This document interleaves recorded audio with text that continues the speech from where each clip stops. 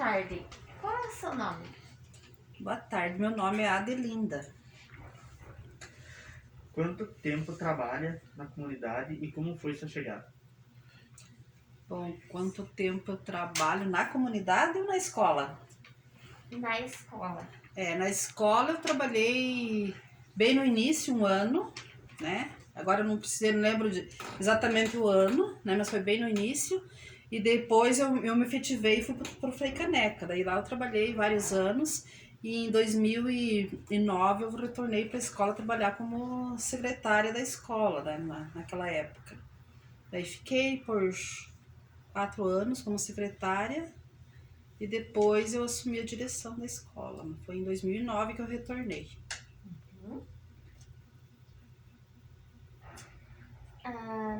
Além de você, quem mais de seus familiares fizeram parte da escola ou trabalharam, estudaram na escola? Quais gerações suas ainda estão presentes na escola? Eu, na verdade, trabalhar na escola, assim, da minha família, do meu marido, meu filho, eles não trabalharam, né? O meu filho estudou a vida inteira, entrou no 1º ano e foi até o ensino, o 2º grau, no caso, né? É o ensino básico, ele concluiu ali. Daí só saiu dali para ir para a faculdade. E daí, mas o meu marido, ele sempre teve inserido né? Sempre precisava de alguma coisa na escola, eu estava sempre ajudando, né? Assim, com alguma coisa, de trabalho, às vezes para a gente ter em caminhão, né? Para puxar alguma coisa para a escola. Principalmente quando eu trabalhava na escola, né? Agora já não tanto mais, né? Mas se for preciso e solicitar alguma coisa da gente, a gente está sempre aí para ajudar. Qual foi o objetivo de se criar uma escola no campo e como foi possível essa conquista? Bom, eu não fiz parte dessa luta. O meu marido, ele trabalhou mais porque na época, na verdade, quem é assentado é meu marido, né? Daí eu casei com ele. Então, na época que eles estavam lutando pela escola, eu não estava aqui, né? Mas o objetivo de criar uma escola, segundo o que eu sei da história da escola, era criar uma escola para que os alunos pudessem aprender a como trabalhar na terra, né? Então, por isso que eles queriam uma escola agrícola na época, né? Então, eles lutaram por isso, para conseguir uma escola agrícola, para que os filhos deles pudessem entrar na escola, aprender técnicas agrícolas para voltar para a terra e aplicar na terra. Esse era o objetivo da escola. Além, de claro, de todos aqueles outras, aprender a escrever, ler, somar, dividir, essas coisas todas que todo mundo aprende numa escola comum. Mas o objetivo maior dessa escola era que se fosse uma escola agrícola voltada para os filhos deles, né, dos assentados. Hoje a mística é muito presente na escola do campo. No período em que você trabalhou na escola, já existia a mística? Como ela era desenvolvida? Você lembra de alguma e pode nos contar alguma coisa sobre? Bom, a mística sempre foi uma coisa que foi dentro do MST, né, que sempre existiu, desde ela foi criada no MST. E as escolas, né, são parte do movimento Sem Terra. Então a mística é uma coisa presente, né, no movimento e nas escolas. Assim, existem vários tipos, porque a mística não existe uma coisa assim fixa, né? Então tem várias, pode pensar conforme o momento da ocasião, conforme o momento histórico que está vivendo, conforme a necessidade de alguma coisa que está em luta, né? E fazer a mística. E sempre envolvendo a bandeira, o hino, as coisas do movimento na época, né? Eu não sei agora como é que está, porque eu não estou participando da escola. Mas na época em que eu participava, a mística era voltada para isso, né? E assim, lembrar especificamente de uma, assim, eu não lembro, porque é uma coisa de momento, né? Não é uma coisa fixa. Só posso dizer que sempre tem a bandeira, o hino, os gritos de ordem, né? Dentro da mística, né? Para fortalecer justamente essa mística da terra, né? A luta pela terra. A música e o teatro está muito presente na escola do campo. Você poderia descrever como a música e o teatro eram trabalhados no tempo em que você trabalhava na escola? Na época que eu trabalhei na escola, nós tínhamos disciplinas dentro do período integral que era música e teatro. Então era trabalhado, porque dentro da mística é usado bastante isso, né? A música e a parte teatral, né? E então a música tinha uma disciplina, né? A gente contratava um professor e ele trabalhava a música, sempre as músicas ligadas ao movimento, né? Ou as músicas de luta, no caso. E o teatro também, né? E o teatro, eu lembro que na época que a gente tinha o período integral, teve um grupo teatral muito bom, né, que foi criado dentro da escola pelos professores, né? Os professores eram os atores, né? Então eles foram para um curso do Movimento Sem Terra, e daí voltaram de lá com ideias, né, assim, revolucionárias e criaram um grupo dentro da escola. E a partir daquele grupo, assim, eles fizeram várias apresentações, inclusive fora da escola, né? Assim, com bastante sucesso. E assim aquilo inspirou as crianças, os alunos e os demais professores a, a engrenar nessa arte do teatro, né? Então, assim, sempre na minha época que eu trabalhei também tinha bastante, né, essa questão do da teatro dentro da escola. E não sei se era isso que vocês queriam que falasse, né? Mas Isso assim, mesmo. Uhum. já naquela época já tinha, né, o teatro dentro da escola. O grito de ordem é um símbolo da luta e da resistência. Você lembra de algum grito de ordem do período em que você trabalhou na escola? Ah, eu lembro, sim, mas eu tenho que dizer quais são? Se você lembrar de algum, se você quiser compartilhar conosco.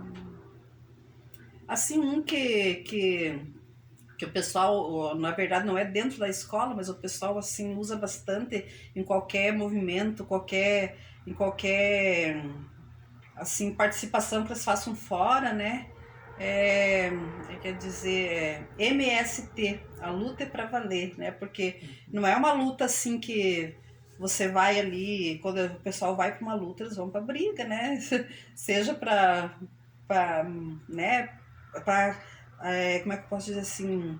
Não é uma coisa de brincadeira, né? Eles vão para realmente tentar resolver aquilo que. Então a luta é para valer, né? Então, essa é uma assim que está sempre presente, né? Nos eventos do movimento, da escola, inclusive.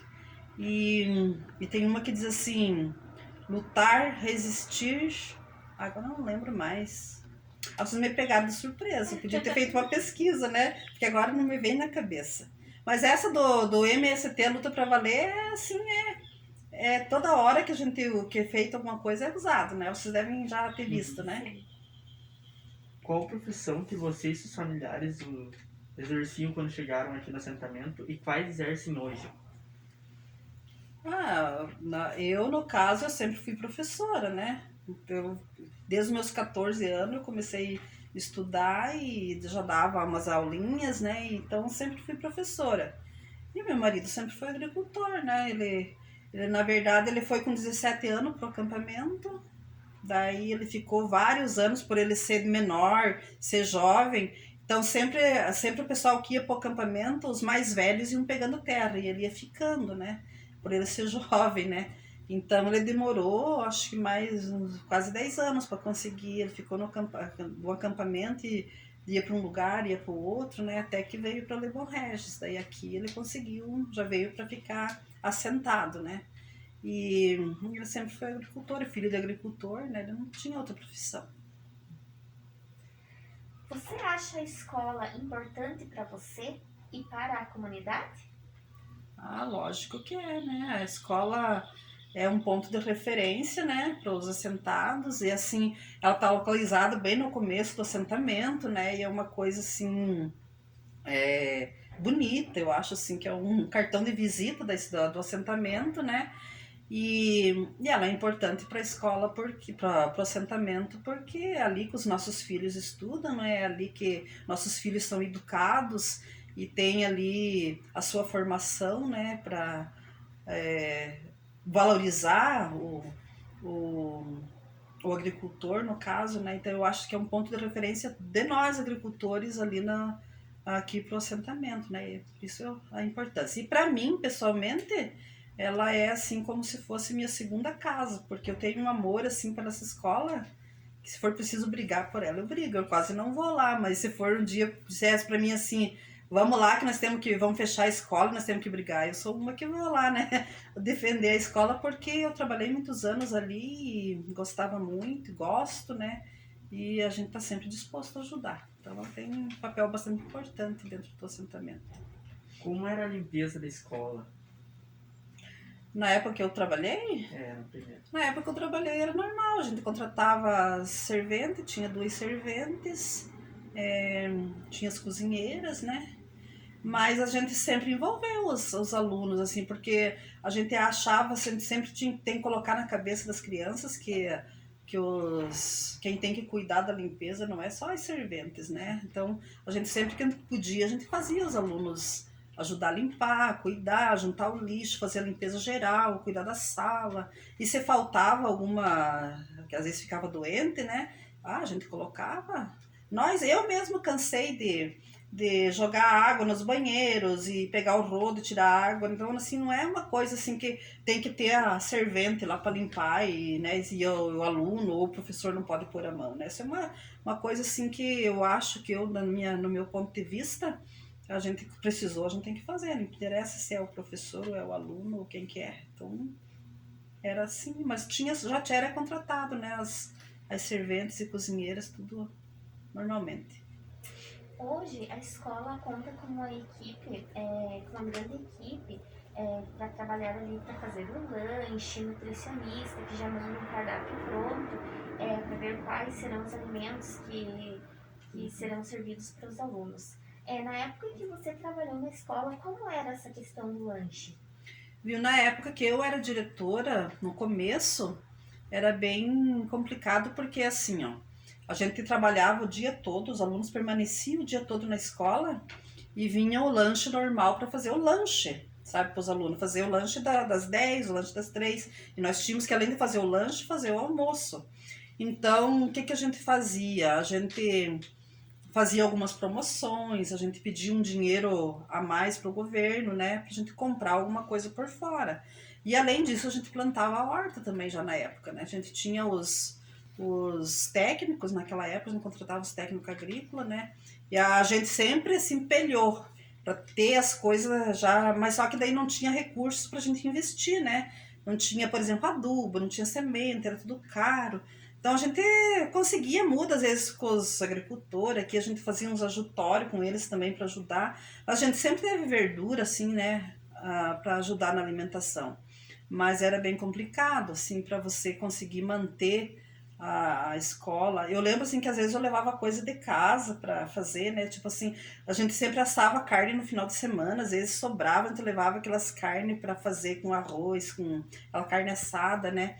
E mas a gente sempre deu um jeito, sabe? A gente se virava, comprava, né? E fazia festas, guardava o dinheiro para pagar o mercado. A gente ficava devendo 3, 4 meses lá no mercado, né? Mas a gente sempre dava um jeitinho. Não era aquela comida assim boa, né? De qualidade, porque não tinha dinheiro mesmo para comprar, né? Mas a gente dá um jeito.